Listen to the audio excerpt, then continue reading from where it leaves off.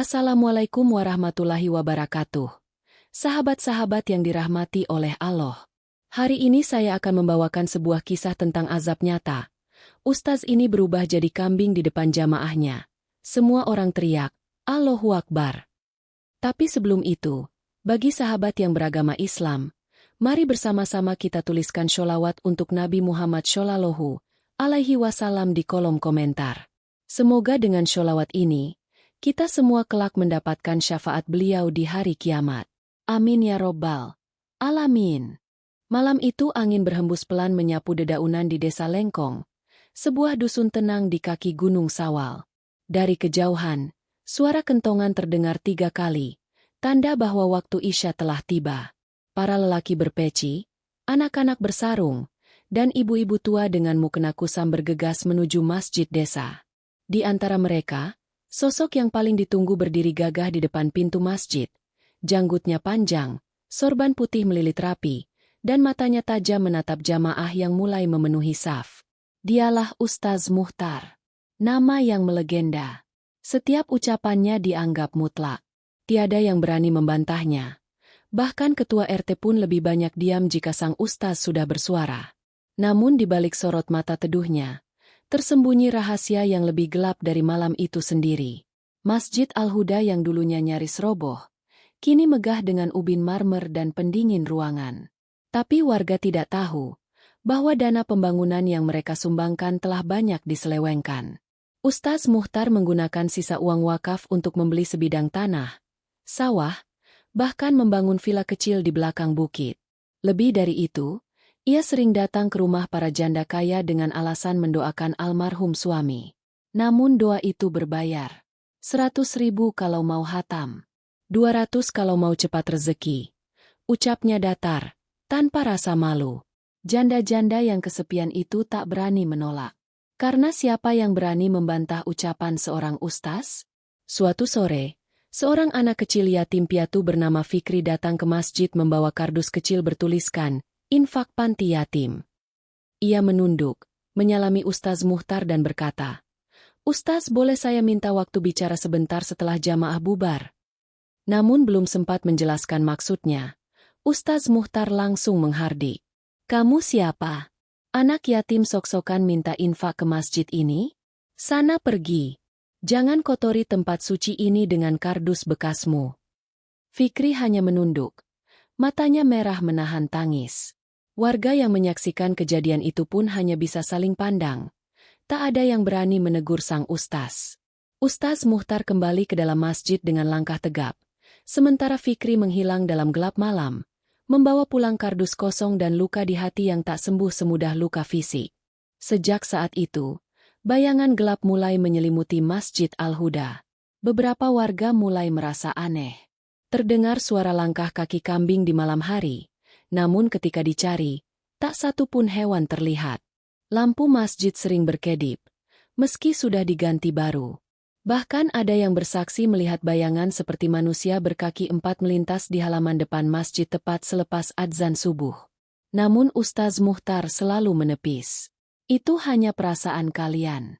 Jangan bodoh percaya tahayul. Iman kalian terlalu lemah. Serunya lantang dari mimbar. Tapi malam Jumat itu menjadi malam terakhir ia berbicara dengan mulut manusia. Angin malam Jumat itu berbeda. Sejak lepas maghrib, langit desa Lengkong tampak seperti diselimuti kabut halus yang tak biasanya. Suara jangkrik mendadak sunyi. Bahkan ayam di kandang milik Pak Naryo tak berkokok seperti biasa. Anak-anak dilarang keluar rumah, bukan karena mitos, tapi karena para orang tua merasakan firasat aneh. Tak satu pun warga desa tahu bahwa malam itu sejarah kelam akan tercatat dengan darah dan embik. Ustaz Muhtar duduk di saf terdepan. Tangannya memutar tasbih dari batu akik. Matanya menyipit menatap jamaah yang mulai berdatangan. Wajah-wajah penuh harap, penuh percaya. Datang menghampiri masjid tanpa tahu bahwa pemimpin spiritual mereka sedang menantang langit dengan kesombongannya sendiri. Bismillahirrahmanirrahim. Ucapnya memulai ceramahnya yang entah keberapa kali dalam minggu itu. Namun malam itu, suaranya serak. Ia sempat terbatuk. Bahkan tenggorokannya terasa seperti disayat benda tajam. Tapi dengan cepat ia meneguk air zam-zam yang selalu ia letakkan di sebelah mimbar. Air yang katanya ia ambil langsung dari Mekah. Padahal warga tahu betul air itu dibeli dari toko sebelah, yang diberi label palsu untuk mendongkrak harga sumbangan. Jamaah sekalian, malam Jumat adalah malam penuh berkah, katanya dengan suara lantang. Barang siapa yang tidak mengaji malam ini, maka akan jauh dari rahmat Allah. Dan jangan dengarkan bisikan-bisikan syaitan yang menyerupai anak kecil. Apalagi yang datang membawa kardus meminta belas kasih. Itu godaan untuk melemahkan iman. Semua jamaah saling berpandangan. Kata-katanya terasa menusuk. Suasana mulai mencekam. Angin mulai berhembus ke dalam masjid, menyapu sajadah dan lembaran Al-Quran yang tertata rapi. Lampu di langit-langit masjid mendadak redup, lalu menyala kembali. Tiba-tiba, pintu utama masjid terbuka dengan keras. Suara deritnya membuat semua orang menoleh. Seorang lelaki tua, Pak Samin, yang biasanya duduk di saf belakang, bangkit sambil menunjuk ke arah luar. Itu apa? Suaranya gemetar. Dari luar masjid, terdengar suara lonceng kecil yang mengiringi langkah-langkah ganjil. Seperti tapak kaki hewan, tapi lebih banyak. Semua mata terbelalak. Di pelataran masjid, seekor kambing besar berdiri tegak. Bukan kambing biasa. Ia punya 8 kaki, leher panjang, dan sorban putih melilit kepalanya. Matanya, ya Allah, matanya, seperti manusia. Bahkan wajahnya menyerupai seseorang yang sangat mereka kenal. Ustaz Muhtar berdiri, tubuhnya gemetar. Apa ini? Siapa yang main-main? Serunya keras. Tapi suaranya terdengar seperti tercekik. Tangannya memegang dadanya sendiri. Nafasnya berat, seperti ada yang menekan paru-parunya. Dan detik berikutnya, seluruh jamaah menyaksikan dengan mata kepala sendiri. Tubuh Ustaz Muhtar membungkuk. Punggungnya melengkung ke dalam. Kakinya menendang-nendang sajadah seperti hewan yang tersengat. Dari tubuhnya mulai tumbuh bulu putih keabu-abuan. Tangan yang memegang tasbih kini berubah menjadi kaki hewan, berkuku hitam. Sorbannya tetap melilit di atas kepala, tapi wajahnya kini sepenuhnya berubah. Menjadi wajah seekor kambing besar dengan janggut panjang, namun mata dan ekspresinya masih menunjukkan rasa takut manusia. Allahu Akbar! Teriak Pak RT sambil mundur ketakutan. Ibu-ibu menjerit. Beberapa anak berlari keluar masjid. Bahkan ada yang tersungkur pingsan. Kambing berkepala ustaz itu mengembik keras. Suara tangis atau erangan, tak ada yang tahu. Namun saat kambing itu mengangkat 8 kakinya dan berdiri tegak, semua orang tahu, itu bukan sekadar kejadian aneh. Itu adalah balasan. Itu adalah azab. Di tengah kerumunan yang kacau, satu suara kecil terdengar dari balik kerumunan. Suara anak kecil, pelan tapi jelas. Bukankah dia yang menyiram air kotor ke mukaku minggu lalu? Karena aku hanya ingin infak untuk teman-teman yatim. Ucap Fikri, si anak yatim itu. Warga tercekat.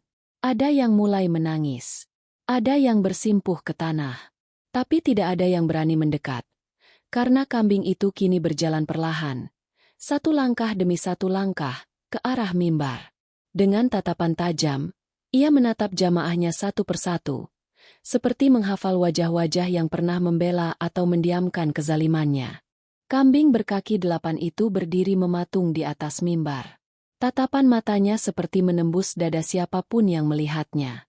Sementara itu, jamaah yang tersisa tak bisa mengalihkan pandangan. Beberapa masih bersimpuh dengan wajah pucat. Lainnya gemetar sambil membaca istighfar pelan. Namun tak satu pun dari mereka berani maju. Yang mereka lihat bukan sekadar binatang. Itu adalah mantan pemimpin spiritual mereka.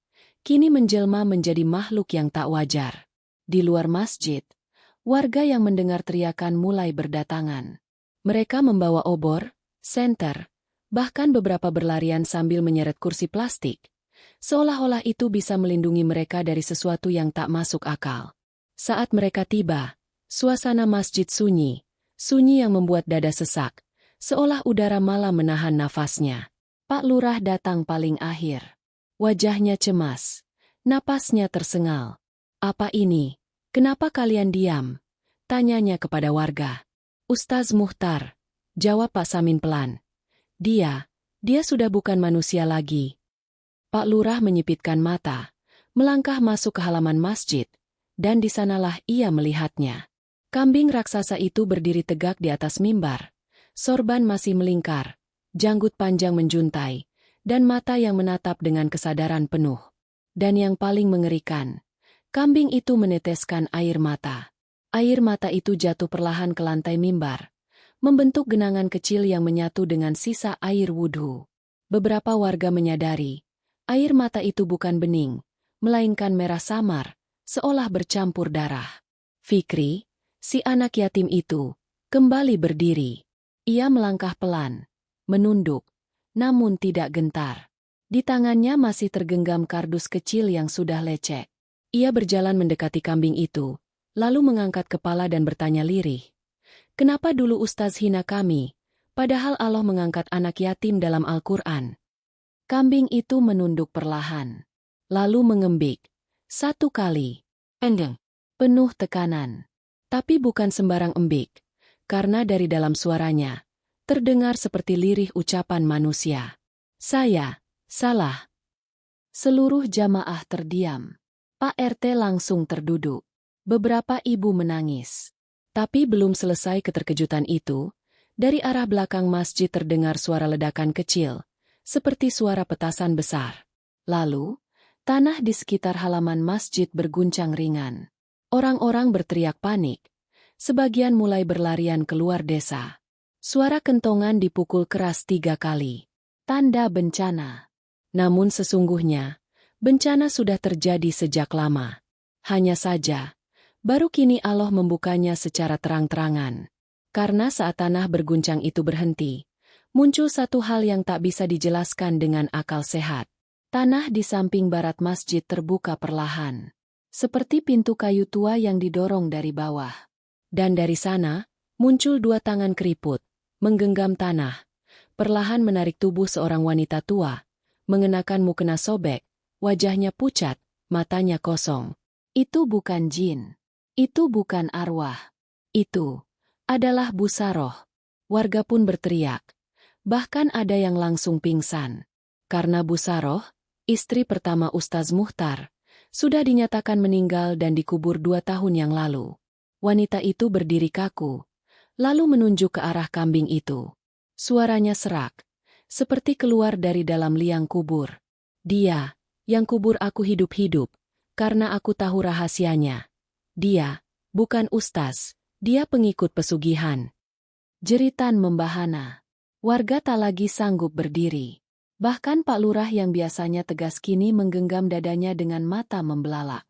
Karena kenyataan yang selama ini tertutup telah dibuka di depan ratusan pasang mata. Sementara itu, kambing 8 kaki itu menunduk, lalu menghentakkan semua kakinya ke lantai mimbar. 1 kali. Gemuruh. Debu berjatuhan dari plafon masjid. Wajahnya menegang. Ia mengembik lagi, namun kali ini keras, seperti jeritan amarah, atau penyesalan yang tak bisa ditarik kembali. Dan pada detik itu, muncul satu suara menggelegar dari langit, tidak diketahui dari mana asalnya. Suara itu menyerupai kilat, tapi bukan petir. Barang siapa yang menjual agama demi dunia, maka azabku lebih cepat dari yang mereka sangka. Malam di desa Lengkong berubah seperti dunia lain. Langit yang tadinya kelabu kini merah tembaga. Cahaya bulan menghilang, digantikan kilau samar dari obor-obor yang dipeluk angin. Warga tak ada yang berani bicara. Semua mata tertuju pada 2 sosok yang tak masuk akal. Kambing 8 kaki dengan wajah ustaz, dan Bu Saroh, istri pertamanya, yang bangkit dari tanah kubur membawa rahasia terkutuk. Tubuh Bu Saroh kini gemetar. Nafasnya berat, tapi matanya tajam menatap kerumunan. Dengan suara pelan, ia mulai membuka kisah yang selama ini dibungkam tanah. Dulu, sebelum ia jadi ustaz terkenal, Muhtar hanyalah penjual minyak gosok keliling. Hidup dari sisa dagangan orang tuanya yang bangkrut. Kami menikah di rumah bilik, tanpa pesta, hanya dengan mas kawin kitab tua warisan kakeknya. Tapi aku menerima, karena katanya, ia ingin hidup dalam ridho Allah. Ia berhenti sejenak. Matanya menatap sosok kambing itu yang kini mulai menjatuhkan air mata merah ke tanah. Warga bergidik. Beberapa bahkan memalingkan wajah. Tapi semua berubah saat anak pertama kami meninggal. Muhtar tidak kuat. Ia menyalahkan takdir. Sejak hari itu, ia sering menghilang dari rumah, dan saat kembali, matanya kosong, kakinya basah lumpur, dan mulutnya bau dupa. Pak Lurah menyela, dengan suara bergetar. Kemana dia pergi? Bu Saroh menoleh perlahan. Ke Bukit Karangbolong. Tempat orang-orang dulu menyembunyikan kitab hitam. Terdengar beberapa warga menjerit kecil. Bukit Karangbolong dikenal sebagai tempat larangan. Tak ada yang berani masuk, apalagi saat malam. Konon, tempat itu adalah bekas pesanggrahan dukun Jawa yang menanam kepala kerbau dalam ritual pesugihan darah. Dan sekarang, warga tahu, ustaz mereka telah datang ke sana. Dia pulang membawa tongkat, batu akik, dan tasbih dari tali jerat kuburan, lanjut Bu Saroh. Sejak itu, rezekinya deras, dagangannya laris, ucapannya mulai didengar. Lalu dia mengaku jadi ustaz, padahal dia belum pernah mondok, belum pernah duduk bersama ulama. Semua datang, dari suara gaib, dari janji setan, yang ia terima saat menandatangani perjanjian dengan darah anak kami. Warga menahan napas. Kambing itu, Ustaz Muhtar, mengangkat kepala. Mulutnya terbuka. Tapi bukan suara embik yang keluar, melainkan suara jeritan, suara anak kecil, seperti bayi yang menangis dari dalam tubuh kambing itu. Suara itu memecah sunyi. Ibu-ibu histeris. Pak RT mundur dan tersungkur di tanah. Fikri memeluk kardusnya erat-erat, menangis diam-diam. Dia jual nyawa anak kami, untuk kemuliaan palsu, bisik Bu Saroh, lalu menunduk dan menangis. Lalu, satu sosok muncul dari kejauhan. Seorang lelaki tua berjubah hitam, dengan tongkat bengkok dan ikat kepala merah. Ia berjalan pelan, namun tanah seperti terbelah di setiap langkahnya. Warga menyingkir. Tak satu pun yang berani menyapa. Suaranya parau saat berbicara. Azab ini belum selesai, karena kamu belum menyebut namaku. Muta. Kambing itu bergetar. Kakinya goyah. Matanya membelalak. Dialah yang membawamu ke dalam kesepakatan itu. Kau tak bisa kabur, karena hutang darah belum lunas. Suara gaib dari langit kembali terdengar, seperti guntur yang menabrak gunung. Maka kami jadikan manusia yang menyimpang dari kebenaran, lebih hina dari binatang, karena mereka memilih kesesatan meski telah datang petunjuk. Dan pada saat itu, tanah di bawah mimbar masjid mulai retak. Asap tipis keluar dari celah-celah ubin. Warga mundur. Tubuh mereka menggigil. Bahkan anak-anak kecil ikut menangis. Kambing berkepala ustaz itu mencoba melarikan diri. Tapi kakinya justru menancap sendiri ke tanah. Seolah ada kekuatan tak terlihat yang menariknya. Menghisapnya, perlahan. Namun belum berakhir. Satu benda terjatuh dari lehernya. Sebuah kalung yang selama ini dikenakan Ustaz Muhtar saat ceramah. Kalung itu retak, dan dari dalamnya keluar gulungan kertas kecil berwarna coklat tua, seperti kertas zaman kuno. Di situ tertulis nama-nama, ratusan, dengan darah kering sebagai tintanya. Dan salah satu nama adalah Fikri. Gulungan kertas itu tergeletak di tanah, terbuka sebagian, seolah menantang siapapun untuk membaca isinya. Namun tak seorang pun berani menyentuhnya.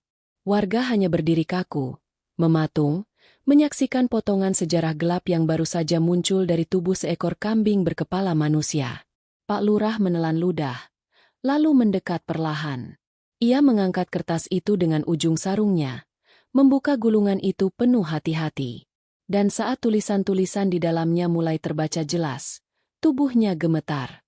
Nama-nama yang tertulis bukan nama asing.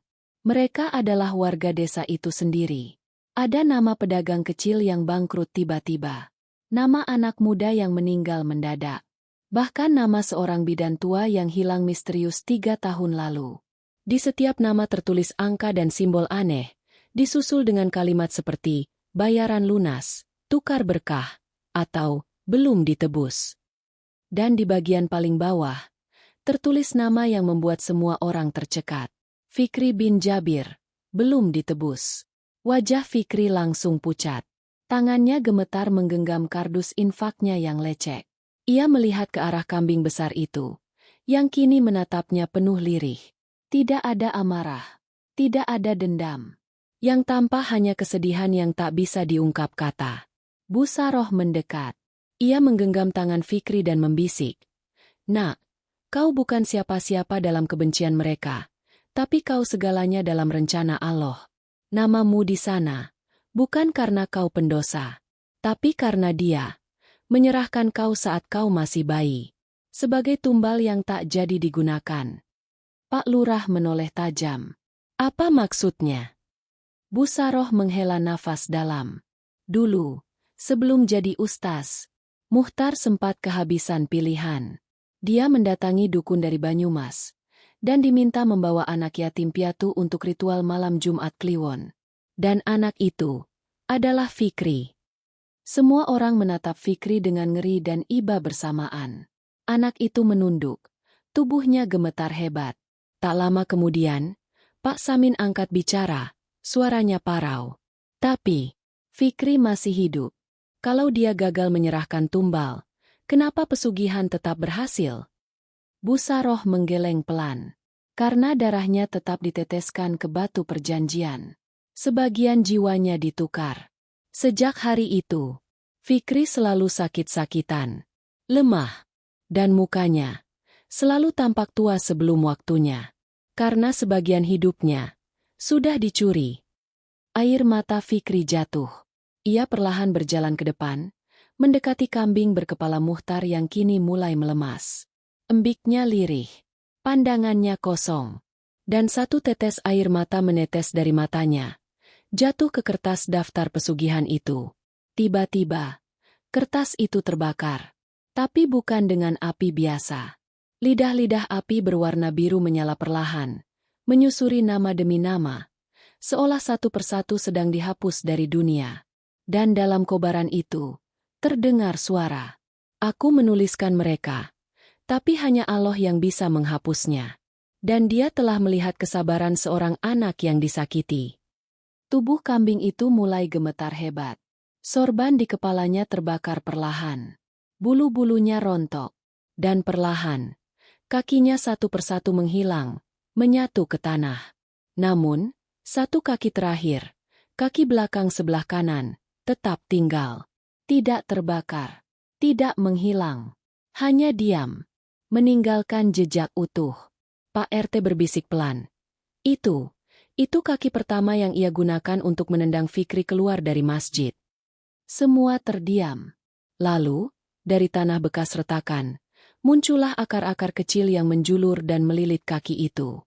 Tarikan kuat menarik sisa tubuh kambing ke dalam bumi. Dan tanah kembali menutup. Seolah-olah tak pernah terbuka sebelumnya. Hening. Tak ada suara. Hanya suara tangis anak kecil yang mengisi malam. Busaroh kemudian menoleh ke warga, dengan mata yang mulai redup. "Tugasmu selesai, Fikri. Sekarang, waktunya aku kembali." Tubuh Busaroh tiba-tiba memudar. Perlahan, menjadi debu putih yang berterbangan pelan. Menyatu ke angin, meninggalkan harum bunga cempaka yang samar-samar. Warga hanya bisa memandang. Tak ada yang bisa bicara. Karena malam itu, mereka semua menjadi saksi. Saksi dari azab seorang manusia yang memilih sorban untuk menutupi perjanjiannya dengan setan. 3 hari setelah malam Jumat kelam itu, Desa Lengkong masih diselimuti keheningan yang ganjil. Masjid Al-Huda kini sepi. Tak ada suara adzan. Tak ada lantunan Al-Quran. Bahkan burung-burung enggan hinggap di menara masjid. Hanya sesekali terdengar suara angin menggoyangkan dedaunan. Sunyi, namun menyimpan ancaman yang tidak kasat mata. Warga memilih mengurung diri di rumah. Tak ada yang berani menyebut nama Ustaz Muhtar. Bahkan nama kambing pun dianggap tabu. Seolah-olah menyebutnya kembali bisa membuka pintu kutukan yang belum sepenuhnya tertutup. Namun ketenangan itu hanyalah selimut tipis. Malam keempat setelah kejadian, Pak RT bermimpi aneh. Ia berada di dalam masjid, Sendiri. Ubin masjid memantulkan bayangannya. Tapi saat ia mendekat ke mimbar, bayangan itu bukan lagi miliknya. Ia melihat dirinya bersujud, tapi bayangannya tersenyum jahat, dan di hadapannya terbentang gulungan kertas yang terbakar ujungnya. Saat ia membuka kertas itu, matanya membelalak. Namanya ada di sana. Ditulis ulang. Ia terbangun dengan keringat dingin membasahi seluruh tubuh. Istrinya menyentuh pundaknya, bertanya panik. Tapi Pak RT hanya diam. Di dalam hatinya, ada rasa yang belum pernah ia rasakan selama hidup, ketakutan yang bukan dari dunia ini. Esoknya, kabar menyebar cepat. Bu Maryam, guru mengaji yang sudah tua, tiba-tiba pingsan di dapur rumahnya dan mengigau menyebut nama-nama yang tak dikenal. Lalu Pak Iskandar, kepala koperasi, mengaku melihat siluet kambing besar berdiri di dekat sawah saat dini hari, hanya memandang, tanpa bergerak. Yang paling mengejutkan, Fikri, anak yatim yang menjadi pusat semua peristiwa itu, mendadak diam. Ia tak bicara satu patah kata pun sejak hari azab itu berakhir. Wajahnya pucat, tubuhnya makin kurus, dan matanya kosong. Ia hanya duduk di serambi rumah Pak Samin yang menampungnya, memeluk kardus infak yang makin usang. Suatu sore, Pak Samin menemukan Fikri menulis sesuatu dengan arang di dinding belakang rumah. Saat didekati, jantungnya nyaris berhenti berdetak. Itu daftar nama. Dan tulisannya sama persis dengan tulisan dalam gulungan pesugihan. Pak Samin segera memanggil Pak Lurah. Tak butuh waktu lama, beberapa tokoh kampung dikumpulkan. Mereka berdiri mematung di depan dinding itu, membaca satu persatu nama yang mulai tertulis. Dan di akhir daftar itu, ada satu kalimat mengerikan. Jika kalian diam saat kezaliman terjadi, maka kalian pun bagian dari kesepakatan itu. Pak Lurah pucat. Suaranya gemetar. Tidak mungkin. Kenapa nama saya ada di sini? Warga mulai panik. Satu persatu menyadari bahwa selama ini mereka diam. Saat Ustaz Muhtar menghina fakir miskin, mereka tutup mulut. Saat anak yatim ditendang dari masjid, mereka tunduk. Saat kebenaran diinjak atas nama ketokohan. Semua ini, karena kita membiarkan kebaikan ditindas. Ucap Pak Samin lirih, menunduk. Tiba-tiba, terdengar suara dari arah rumah Fikri. Suara lantang. Bukan suara anak-anak. Bukan pula suara dari dunia ini. Aku belum menuntut balas. Tapi daftar belum lengkap. Masih ada yang pura-pura suci. Semua orang berlari ke sana. Tapi Fikri tidak ada. Yang mereka temukan hanyalah kardus usangnya, terbakar separuh, dan di dalamnya, sepotong kain putih kecil yang terlipat. Saat kain itu dibuka, di dalamnya tergambar wajah Ustaz Muhtar dalam bentuk goresan arang, dengan mata merah menyala dan taring menganga. Dan dari belakang rumah, terdengar suara embik, panjang, bergema ke seluruh penjuru desa. Embik, embik, embik. Namun tak ada kambing di sana. Hanya jejak kaki 8 tapak, mengarah ke hutan. Dan warga tahu, teror ini belum selesai. Subuh hari itu datang dengan warna langit yang kelabu. Burung-burung enggan berkicau. Embun di daun terasa lebih dingin dari biasanya. Desa Lengkong terdiam. Tapi bukan karena lelah, melainkan karena ketakutan yang kini menyelimuti setiap rumah, setiap jendela, dan setiap langkah yang ragu. Kabar tentang hilangnya Fikri menyebar cepat. Anak yatim yang menjadi saksi utama kejatuhan Ustaz Muhtar itu lenyap tanpa jejak. Pak Samin, yang selama ini merawatnya, hanya bisa duduk termangu di depan rumah dengan tatapan kosong. Malam tadi dia masih tidur di bel. Ucapnya lirih kepada Pak Lurah. Saat aku bangun untuk tahajud, dia sudah tak ada. Pintu belakang terbuka. Dan bau dupa menyengat. Warga mulai mencari. Mereka menyisir hutan kecil di ujung desa. Menyusuri sawah, tepi sungai, bahkan pemakaman tua. Namun tak ada yang menemukan Fikri. Hanya satu hal yang ditemukan. Jejak kaki kecil bersisian dengan jejak 8 tapak yang seperti milik kambing. Besar, teratur, dan mengarah jauh ke dalam hutan lebat. Warga mulai bertanya-tanya. Apakah Fikri pergi sendiri? Atau dibawa? Siang menjelang, Tapi sinar matahari tak mampu menembus awan tebal yang menggantung di atas desa. Langit seperti mengunci waktu. Para tokoh desa pun berkumpul di balai. Mereka membuka kembali daftar nama-nama yang tertulis dengan arang di dinding rumah Pak Samin. Beberapa nama baru mulai muncul. Samar tapi perlahan menghitam setiap jam berlalu. Di antara nama-nama itu, salah satunya mencolok. KH Rofik, pendiam yang tahu. Pak Lurah langsung berdiri. Ini ustaz dari desa sebelah. Dan benar saja, kabar datang dari arah timur. KH Rofik ditemukan pingsan di dalam kamar, dengan wajah membiru dan tangan mencengkram erat tasbih yang terputus. Di dinding kamarnya, terdapat tulisan samar-samar seperti dicakar. Kenapa kau diam waktu Muhtar menyakiti anak yatim? Desa Lengkong geger kembali. Ini bukan azab biasa. Ini semacam warisan kutukan. Warisan dari ustaz yang mengkhianati ilmunya dan meninggalkan luka yang membusuk di tengah masyarakat. Tengah malam, suara embikan terdengar lagi. Tapi kali ini bukan satu, melainkan ribuan. Embik yang panjang, bertumpuk, bergema seperti dari langit. Dan saat warga membuka jendela, mereka melihat sesuatu yang membuat darah mereka beku. Di halaman masjid, ratusan kambing berdiri diam. Tidak bergerak, tidak makan, tidak mengembik. Mereka hanya menatap ke arah masjid, ke arah mimbar tempat dulu Ustaz Muhtar menyampaikan ceramahnya. Warga ingin berlari, tapi tubuh mereka kaku. Karena satu persatu kambing itu mulai berubah. Beberapa memiliki janggut putih, beberapa mengenakan peci robek. Ada yang lehernya tergantung tasbih. Dan satu di antaranya membawa kardus infak di mulutnya. Pak RT jatuh terduduk. Itu kardus Fikri. Lalu seekor kambing paling besar melangkah maju. 8 kakinya menginjak tanah tanpa suara. Matanya merah. Di dahinya ada bekas luka melingkar, seperti bekas sujud. Di bawah sorban yang melilit kepalanya, terdapat luka di leher. Luka yang menganga, tapi tidak berdarah. Dan dari mulutnya, terdengar suara. Kalian semua menyaksikan, tapi tak pernah bicara. Maka saksikanlah sekarang, azab yang akan berbicara untuk kalian. Lalu seluruh kambing itu mengangkat kepala, dan mengembik, seperti adzan.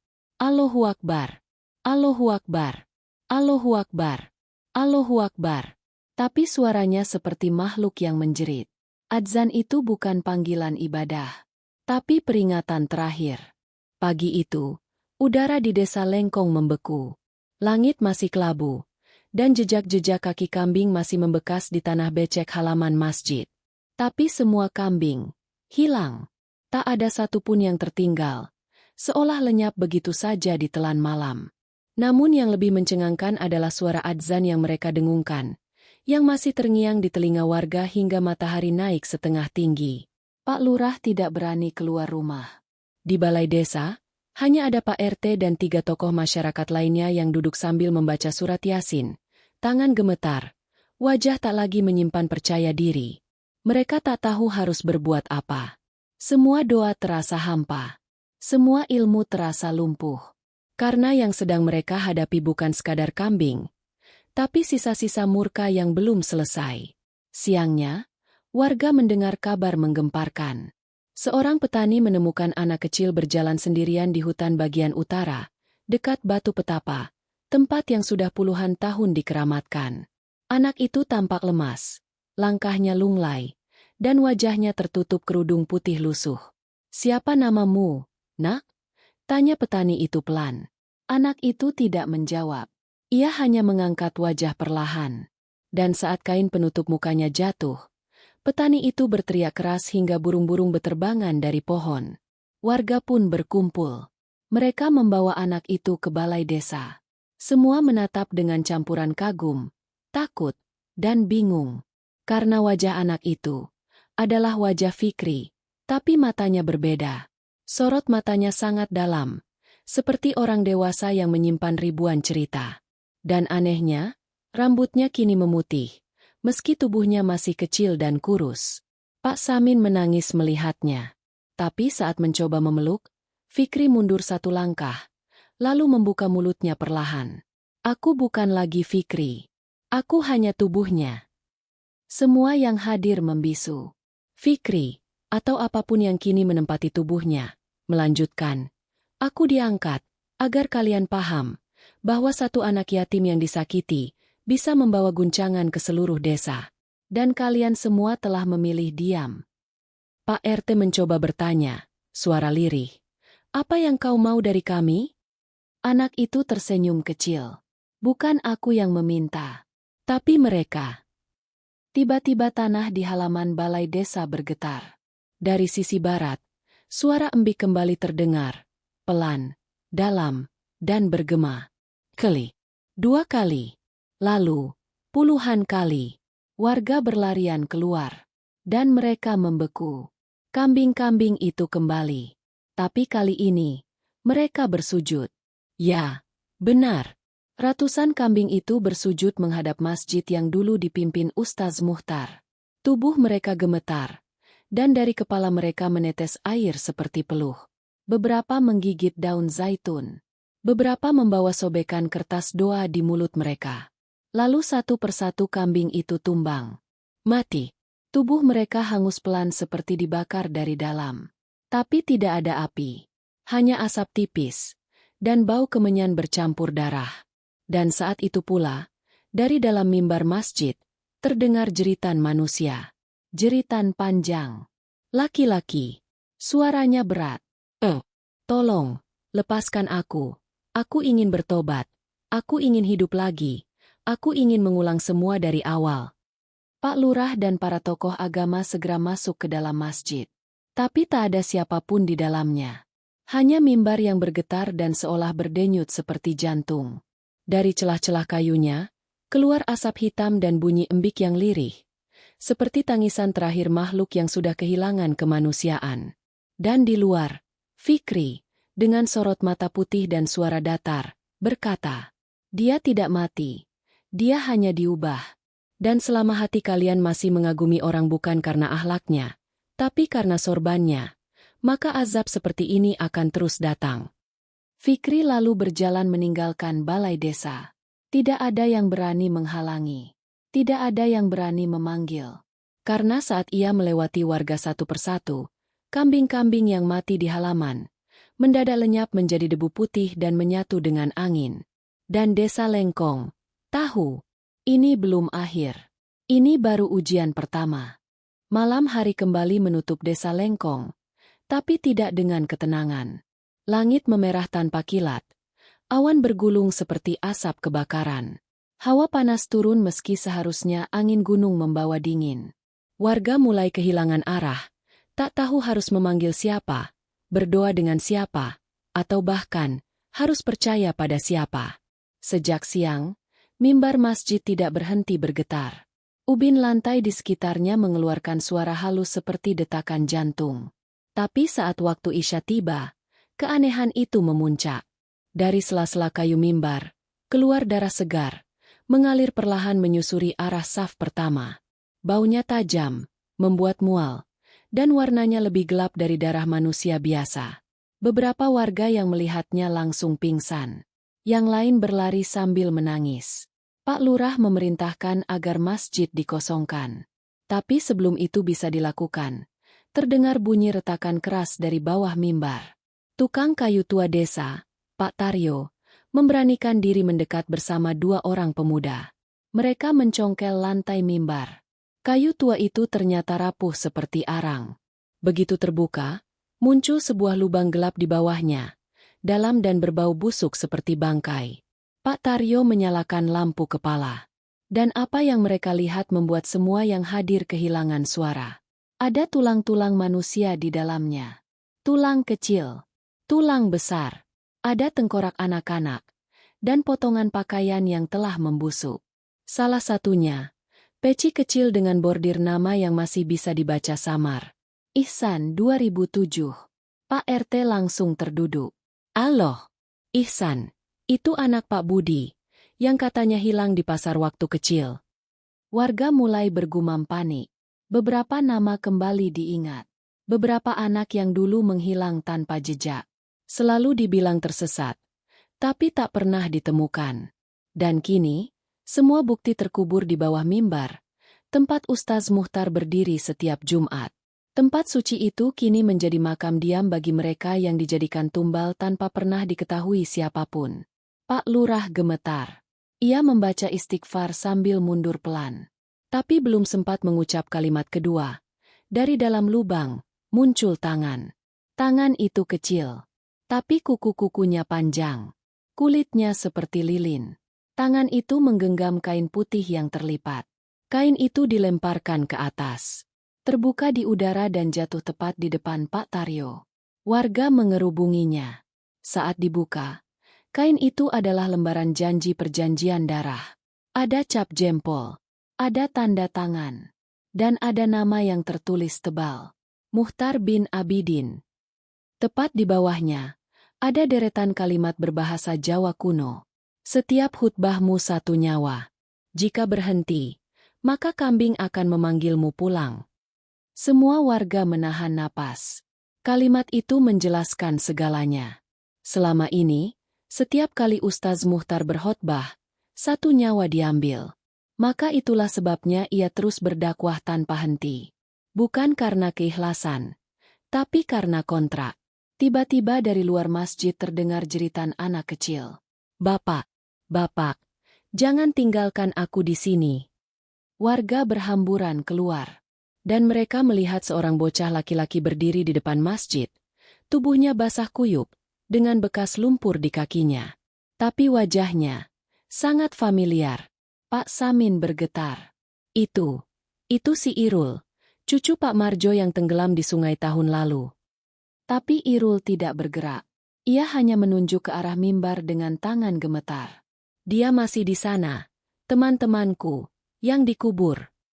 Dan seketika, jeritan anak-anak mulai terdengar dari dalam lubang mimbar. Ratusan. Endeng. Menyayat hati. Jeritan yang seharusnya keluar bertahun-tahun lalu. Tapi baru kini, Allah izinkan sampai ke telinga manusia. Dan di langit, suara embikan panjang kembali terdengar. Embik, embik, embik. Namun kali ini bukan kambing biasa. Karena dari kejauhan, terlihat sosok kambing raksasa, dengan tinggi hampir setara atap rumah, perlahan berjalan menuju masjid.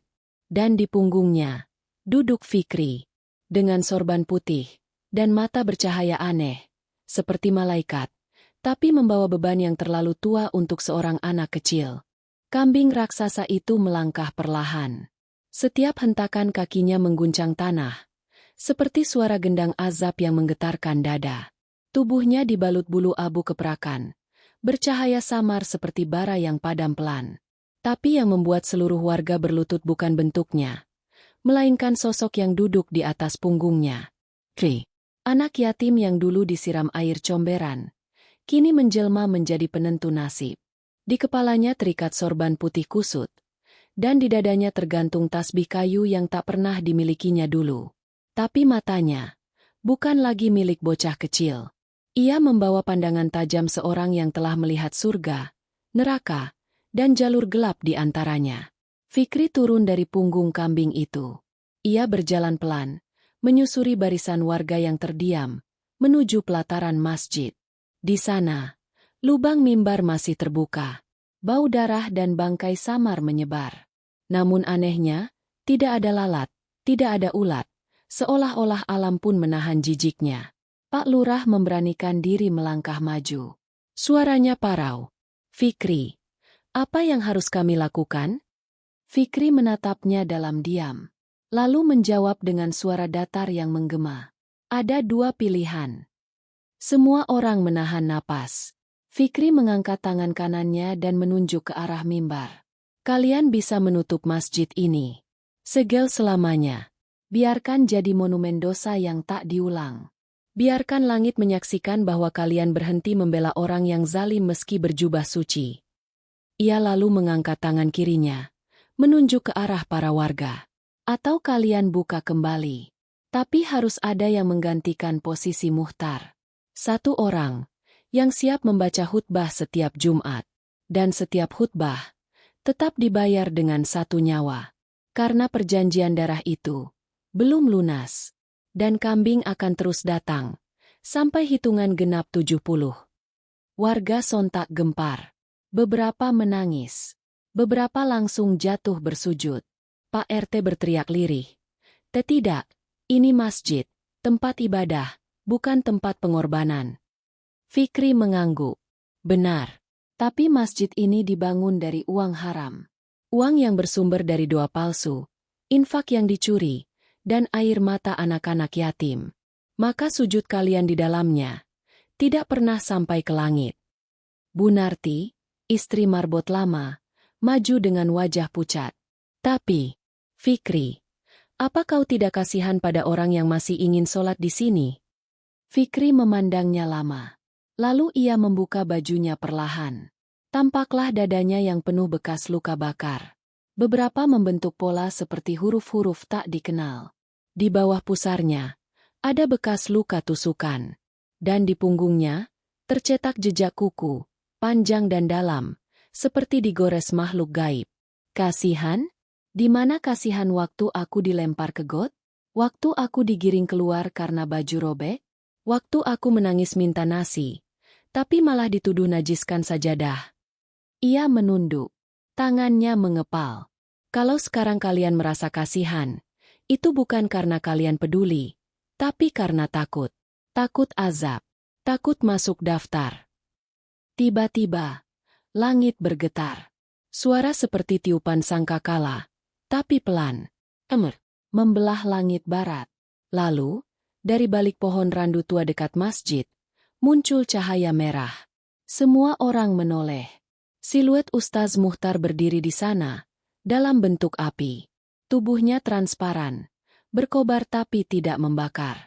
Wajahnya dipenuhi luka. Matanya kosong, dan dari mulutnya mengalir darah kental. Ia menunjuk masjid, lalu memekik.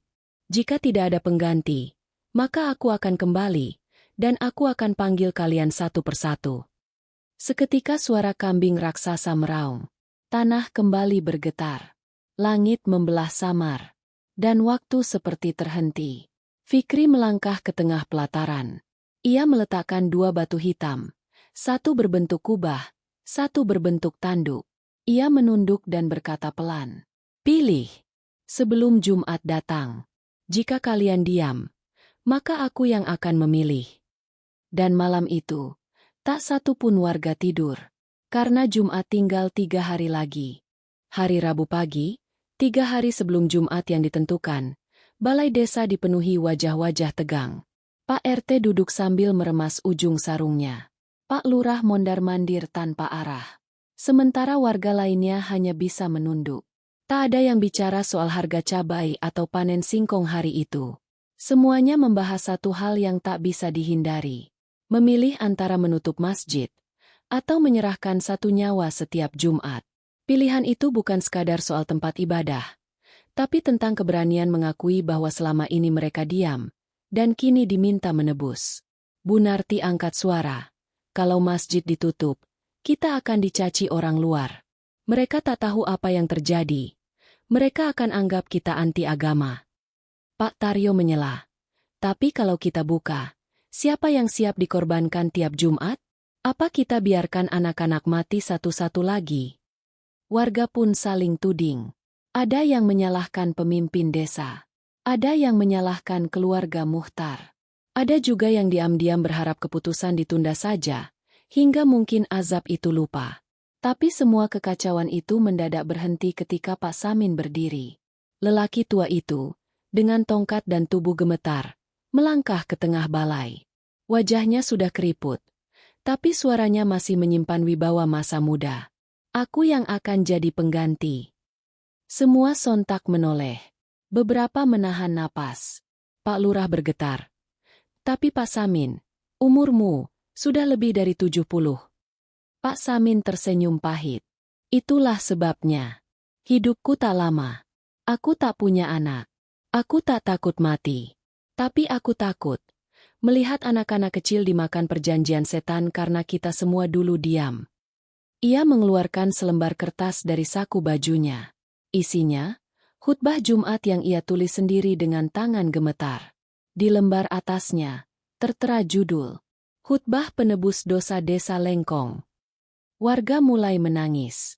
Bahkan Pak RT yang dikenal keras kini terisak sambil menutup wajah. Bu Narti memeluk anaknya erat-erat. Semua tahu, Pak Samin bukan ustaz. Ia hanya mantan guru silat, penjaga masjid sebelum muhtar. Tapi kali ini, ia jadi wakil seluruh desa, di hadapan kutukan yang belum pergi. Tiba-tiba, dari luar balai terdengar suara embik, satu kali. Endeng. Dalam. Fikri muncul di pintu. Ia tidak sendiri. Di belakangnya, kambing raksasa itu berdiri diam seperti patung. Mata Fikri menatap lurus ke arah Pak Samin. Jika kau mau menggantikan posisi muhtar, maka syaratnya harus ditebus. Pak Samin mengangguk. Apa syaratnya? Fikri maju pelan. Suaranya lirih, tapi terdengar ke seluruh ruangan. Bukan nyawamu, tapi darah anak kandungmu, yang pertama pernah mu buang, saatmu masih muda. Ruangan mendadak senyap. Pak Samin mematung. Matanya membelalak. Mulutnya terbuka, tapi tak keluar suara. Semua orang tertegun. Bahkan angin pun seolah berhenti berhembus. Pak Lurah berbisik. Apa maksudnya, Pak Samin? Lelaki tua itu gemetar. Ia menunduk, lalu menangis. Aku pernah punya anak.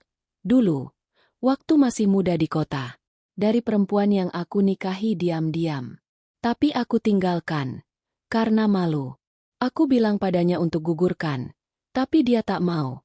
Akhirnya anak itu lahir dan dibesarkan sendiri. Aku tak pernah mencari mereka lagi. Fikri berkata pelan. Anak itu sekarang tinggal di desa sebelah. Namanya Ambar. Usianya sudah 40. Dan hari ini, dia harus menyerahkan setetes darah. Bukan untuk dibunuh, hanya untuk bukti bahwa dosa masa lalu tidak bisa dihapus dengan air wudhu saja. Pak Samin terduduk. Tangisnya pecah. Tapi ia mengangguk. Bawa aku ke sana.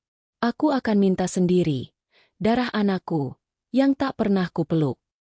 Dan sore itu, untuk pertama kalinya, warga mengiringi Pak Samin menuju desa seberang. Bukan untuk urusan panen, bukan untuk pesta pernikahan, tapi untuk meminta darah, sebagai tebusan dari perjanjian darah yang dulu ditandatangani oleh pemimpin mereka, dengan tawa di atas mimbar.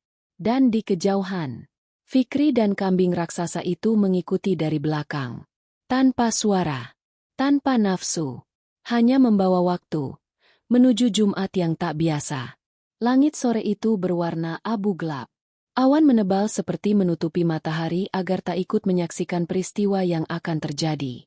Rombongan kecil dari desa Lengkong menapaki jalan tanah menuju desa Karangsari. Mereka berjalan dalam diam, hanya suara langkah kaki dan gelegar angin yang bersahutan. Di belakang rombongan, Fikri berjalan pelan bersama kambing raksasa, yang sesekali mengembik seperti berzikir. Pak Samin berjalan paling depan. Tangannya menggenggam erat selembar kain putih dan kitab kecil tua. Satu-satunya kenangan dari masa lalunya yang kini menuntut balasan. Setelah menempuh perjalanan hampir 1 jam, mereka tiba di sebuah rumah kecil di pinggir desa. Papan nama di pintu kayu bertuliskan, Ambarwati. Pak Samin berdiri mematung. Nafasnya sesak. Tangannya gemetar saat hendak mengetuk pintu. Tapi sebelum jari-jarinya menyentuh kayu itu, pintu sudah terbuka. Seorang perempuan parubaya berdiri di ambang. Wajahnya keras. Matanya menyimpan banyak lelah. Tapi dalam sorot matanya, ada sesuatu yang aneh. Seolah dia sudah tahu siapa yang datang. Bapak? Suaranya pelan, tapi mengiris seperti sembilu. Pak Samin menunduk, lalu bersimpuh di depan pintu. Tangisnya pecah. Ampuni aku, Ambar. Aku datang bukan untuk menuntut apapun. Aku datang untuk menebus dosaku, dengan satu permintaan terakhir. Ambar mematung. Warga Lengkong yang ikut menyaksikan tak berani bicara. Fikri berdiri di ujung halaman, menatap tanpa ekspresi. Aku butuh darahmu, setetes saja, sebagai bukti bahwa dosa yang kutanam akan aku tuai sendiri. Ambar menahan napas. Matanya berkaca-kaca. Tapi sebelum ia menjawab, dari dalam rumah terdengar suara kecil. "Ibu, siapa itu?" Seorang anak lelaki kecil berusia sekitar 9 tahun muncul di balik pintu. Rambutnya keriting, wajahnya mirip ambar. Tapi yang membuat semua orang membeku adalah matanya. Warna coklat terang, sama persis seperti mata Pak Samin saat muda. Anak itu mendekat. "Kakek ya?" tanyanya lugu. Pak Samin menggigil. Bibirnya tak sanggup menjawab. Ambar menoleh ke anaknya, lalu kembali ke arah ayahnya. "Aku akan beri darahku, tapi dengan satu syarat." Pak Samin mengangguk cepat. "Apa saja? Sebutkan." Ambar maju satu langkah. "Jangan hanya kau yang menebus. Seluruh desamu juga harus datang sujud di depan semua anak yatim yang pernah mu usir. Bukan hanya Fikri, tapi semua. Biar anak-anak itu tahu bahwa kalian tidak akan diam lagi." Fikri dari kejauhan mengangguk. "Itu syarat yang adil." Ambar masuk ke dalam, mengambil pisau kecil dari dapur. Ia kembali dan memotong ujung jarinya. Darahnya menetes ke dalam botol tanah liat kecil yang dibawa oleh Fikri. Warnanya merah tua, tapi begitu masuk ke dalam botol, berubah menjadi emas cair. Warga bergumam pelan. Bahkan kambing raksasa di belakang Fikri membungkuk, seperti memberi penghormatan. Fikri menutup botol itu rapat. Tebusan telah diterima. Tapi ritual belum selesai. Ia menoleh ke arah semua warga. "Jumat pagi, kalian semua harus bersujud. Bukan di dalam masjid, tapi di halaman, di atas kuburan anak-anak yang dikorbankan." Pak Lurah menunduk. Suaranya berat. "Kami akan lakukan." Tiba-tiba langit bergemuruh. Tanah bergetar. Kambing raksasa mendongak dan mengembik panjang. Embikannya membuat bulu kuduk semua orang berdiri. Fikri menoleh ke arah Pak Samin. "Terima kasih, karena kau memilih menebus. Tapi tahukah kau, pengorbananmu telah membuka pintu lain." Pak Samin mengerutkan dahi. "Pintu? Apa maksudmu?" Fikri menjawab pelan. "Pintu roh-roh yang tertahan. Kini mereka tahu siapa yang menolak, dan siapa yang hanya pura-pura ikut menyesal." Dan pada detik itu, udara menjadi dingin. Angin bertiup kencang dari arah timur. Burung-burung beterbangan tak tentu arah. Dan suara lolongan terdengar dari 5 penjuru desa. Bukan suara kambing, tapi suara anak-anak yang menangis. Dari dalam tanah. Hari Jumat itu tidak seperti biasanya. Sejak sebelum subuh, langit di atas desa Lengkong telah mendung. Bukan kelabu biasa, tapi hitam kehijauan seperti jelaga. Udara pengap, angin kering bertiup dari arah barat. Aroma kemenyan, darah, dan bunga kemboja bercampur menjadi satu. Tak ada ayam berkokok, tak ada anak-anak berlarian. Semua rumah terkunci rapat. Semua hati menanti waktu yang telah dijanjikan. Pak Samin mengenakan baju putih yang disetrika rapi. Wajahnya tenang, meski garis-garis ketuaan di wajahnya tampak lebih dalam dari kemarin. Di tangannya tergenggam kitab kecil dan sebotol tanah liat berisi darah ambar. Anak yang dulu ia tinggalkan, kini menjadi kunci. Sementara itu, di halaman masjid, warga telah berkumpul. Laki-laki, perempuan, tua, muda, semuanya berdiri dalam diam. Tak ada khutbah, tak ada pengeras suara. Hanya gemuruh langit yang terus bergerak, seperti dada bumi yang menahan tangis. Fikri berdiri di tengah pelataran, menghadap ke arah tanah lapang di samping masjid. Di sana, tanah digali sepanjang 7 langkah. Tidak dalam, hanya setengah meter. Tapi cukup untuk menampakkan tulang-tulang kecil yang tersusun rapi, seperti tidur dalam deretan jenazah yang dilupakan. "Ini kuburan anak-anak yatim, korban perjanjian pesugihan," ucap Fikri pelan. "Dulu kalian lempar batu, kini kalian sujud. Karena Allah tak menuntut darah. Dia menuntut pengakuan." Pak Lurah memejamkan mata. Ia membuka pecinya, lalu jatuh bersujud pertama kali. Diikuti oleh Pak RT, lalu Bu Narti, lalu semua warga satu persatu. Sujud di atas tanah merah, tepat di atas jasad yang tak pernah disyalatkan, tak pernah dikafani. Tangis pecah di antara mereka. Sujud itu bukan lagi ritual. Itu pertobatan. Tiba-tiba, jeritan terdengar dari barisan belakang. Seorang wanita muda menggigil, lalu ambruk. Mulutnya berbusa. Matanya membelalak. "Ibu, aku gak salah, aku cuma lapar. Kenapa ibu usir aku, kenapa?" Satu suara. Lalu satu lagi. Pak Iskandar tiba-tiba berdiri tegak dengan mata kosong. Mulutnya berbicara sendiri. "Ustaz suruh aku jadi muazin, tapi aku gak bisa, aku masih kecil, aku hanya ingin belajar." Satu demi satu warga mulai kerasukan. Tangisan anak-anak memenuhi halaman.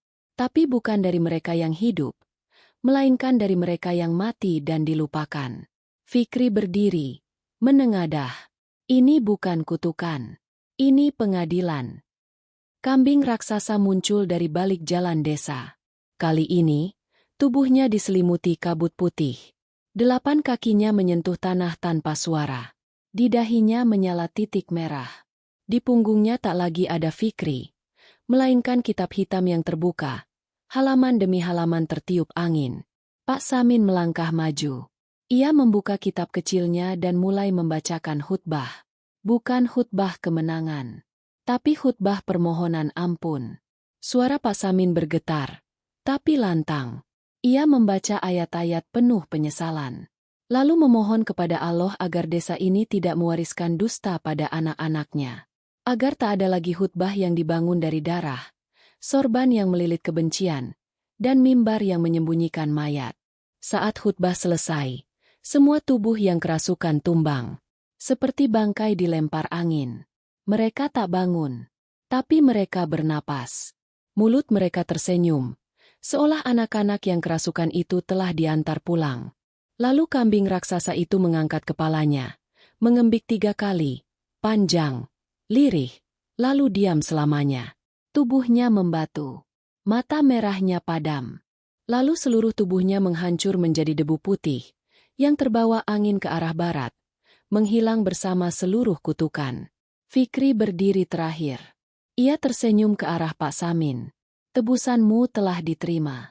Tapi jangan biarkan tempat ini berdiri lagi, sebelum dibangun dari kejujuran, bukan kebanggaan." Lalu tubuh Fikri perlahan memudar, menghilang seperti asap dupa yang dihembuskan pelan. Tak ada yang menangis, tak ada yang menjerit. Semua diam, karena semua tahu. Hari ini, desa Lengkong bukan disucikan, tapi dibersihkan. Seminggu telah berlalu sejak hari Jumat itu. Desa Lengkong tampak lebih tenang, tapi bukan tenang karena damai, melainkan karena semua orang sedang belajar untuk memulai kembali. Masjid Al-Huda ditutup. Tak ada seorang pun yang berani membuka pintunya. Dindingnya masih berdiri, tapi tak ada adzan. Tak ada aktivitas. Di depannya kini terpasang papan kayu. Di sini pernah berdiri mimbar dari darah. Biarkan tetap diingat. Pak Samin masih hidup. Tubuhnya melemah, suaranya lirih. Tapi setiap pagi ia duduk di halaman masjid yang kini jadi lapangan rumput kecil. Ia membaca doa, bukan dari kitab besar, tapi dari kertas catatan kecil. Catatan khutbah yang dulu ia tulis dengan tangan gemetar. Beberapa anak yatim dari desa sekitar mulai berdatangan. Mereka ditampung di rumah-rumah warga. Setiap hari Jumat, alih-alih khutbah, warga berkumpul untuk membasuh kaki para anak yatim, sebagai tanda bahwa kaki merekalah yang dahulu ditendang, dan kini harus dijaga agar tetap menginjak kebenaran. Tapi satu pertanyaan masih menggantung. Siapa sebenarnya Fikri? Ia menghilang tanpa jejak. Tak ada kabar. Tak ada makam. Tak ada tanda pernah hidup, kecuali kardus infak yang kini tersimpan dalam kotak kaca di balai desa. Suatu malam, Pak Lurah bermimpi. Dalam mimpinya, ia berdiri di sebuah lapangan luas. Di depannya, seorang anak kecil berdiri membelakanginya. Anak itu membawa tongkat dari ranting, dan mengenakan kain putih seperti sorban kecil di kepalanya. Pak Lurah mendekat, memanggil pelan. "Fikri?" Anak itu menoleh. Wajahnya bersinar lembut. Tapi di dahinya, ada tanda lahir berbentuk bulan sabit. Ia tersenyum dan berkata, Aku bukan hanya anak yatim. Aku adalah doa-doa yang tak pernah dijawab. Aku adalah luka-luka yang tak pernah disembuhkan. Aku adalah wajah dari semua yang kalian buang, yang Allah kirim kembali untuk mengingatkan. Pak Lurah bertanya lagi, dan kambing itu, siapa dia? Fikri menjawab, dia adalah makhluk yang diciptakan bukan untuk menyiksa, tapi untuk menyeimbangkan. Saat manusia menjual agama untuk dunia, dia datang untuk mengingatkan bahwa mimbar bisa berubah jadi kandang jika diisi oleh mereka yang berbohong. Kemudian Fikri melangkah menjauh, pelan, lalu hilang di telan cahaya. Pak Lurah terbangun. Air matanya menetes. Ia bangkit dari tempat tidur, berjalan keluar rumah, dan melihat langit malam di atas desa Lengkong. Bintang-bintang terang untuk pertama kalinya. Ia tahu, Fikri bukan manusia biasa. Tapi ia datang sebagai azab yang dikirim dengan kasih sayang. Azab yang tak hanya menghukum, tapi juga mengajarkan. Sejak malam itu, tak ada warga desa Lengkong yang berani menilai orang dari sorban, dari panjang janggut, atau dari seberapa lantang suara khutbah mereka. Karena mereka tahu, kadang, yang menyerupai kambing, justru membawa kebenaran. Dan yang menyerupai ustaz, justru membawa azab.